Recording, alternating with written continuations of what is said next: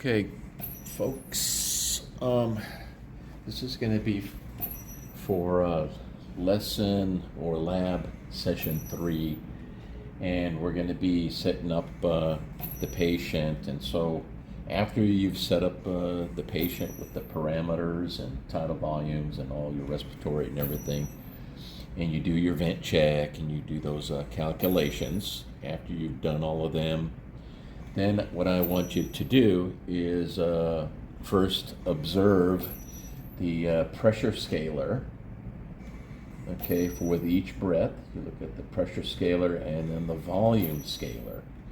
Okay, currently the patient is set up on a tidal volume of 500. And if you look down here, you can see, of course, up on the left, you can see patient information. And we're getting back about 481, which is kind of about right on this ventilator. There's always going to be a little bit of loss of volume. So look at that. And then what I want you to do is, when we are currently on CMV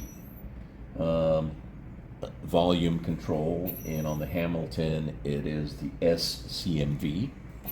Okay, so then what I want you to do, your partner who is there with you, you're going to get this lung, and I want you to create a triggered patient breath. We're in CMV, and I want you to observe what happens to the volume scaler and the pressure scaler. So right now we have a peak inspiratory pressure of 38. Okay, so we are on assist control, full control. So what you're going to see is every breath, even if it's a patient triggered breath, is going to create somewhat the same pressure, and the volumes are going to be the same. The scalar is going to look the same. So what I want you to do, your partner, to create a normal breath is to kind of pull this apart just a little bit up to create the negative pressure breath. The ventilator is going to see that trigger and will give them breath. And I want you to observe the tidal volumes. Okay, so I'm going to go ahead and show you what I need to do. After the breath is given, I want you to go ahead and pull out.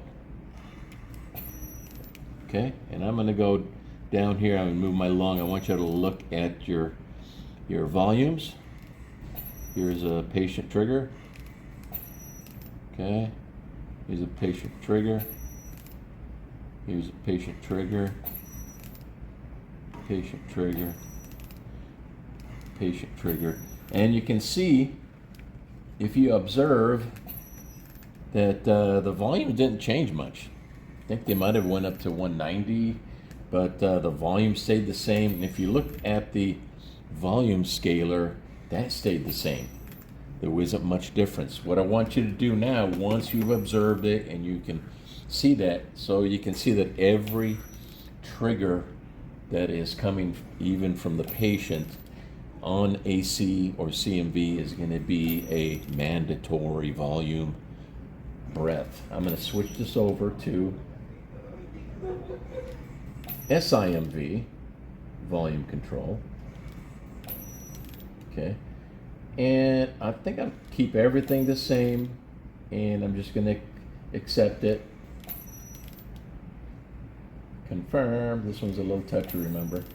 Okay, so everything's going to be about the same. If there is no patient trigger, you're going to still see the same volumes here, 480, and the pressures are going to be about the same for each mandatory ventilator breath. Okay, and I want you to do the same thing with the lung. You're going to create that trigger by separating the lungs. Okay, don't squeeze it, because that's not the same. Squeezing it is not a normal way of initiating a breath. You don't blow out and then take a breath in.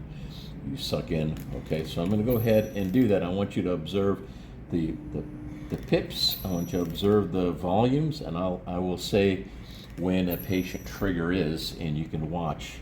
You can also look at this. You might not be able to see it too well here, but look at the size of the volume. Okay, I'm going to try to generate some volumes that are a little bit less than what the ventilator's putting out. So here we go. I'll tell you when. Patient breath, patient breath, patient breath, patient breath.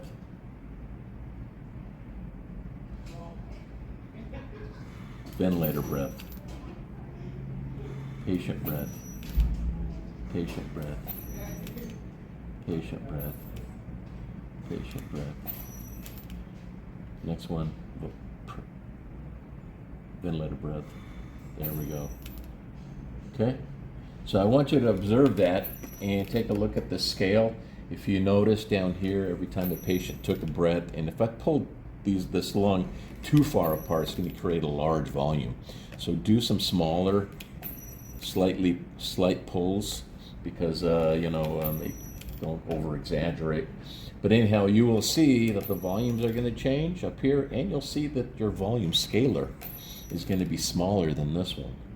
Okay, and even the pips, I believe, generated less pressure. I didn't look at that. I'm going to do another one here. That was a patient breath. Yeah, you can even see that up here. That was a 20 centimeter water pressure breath. That was a patient trigger. Okay, so that's what I want you to observe when we're doing lab 3. After you set everything up, I want you to go ahead and do all your calculations and everything first, and then observe the scalars, okay, and do your manual breaths in AC, volume control, and also the patient triggers, and then switch them over to SIMV, volume control, and then observe the scalars again as your partner is doing a patient trigger, okay?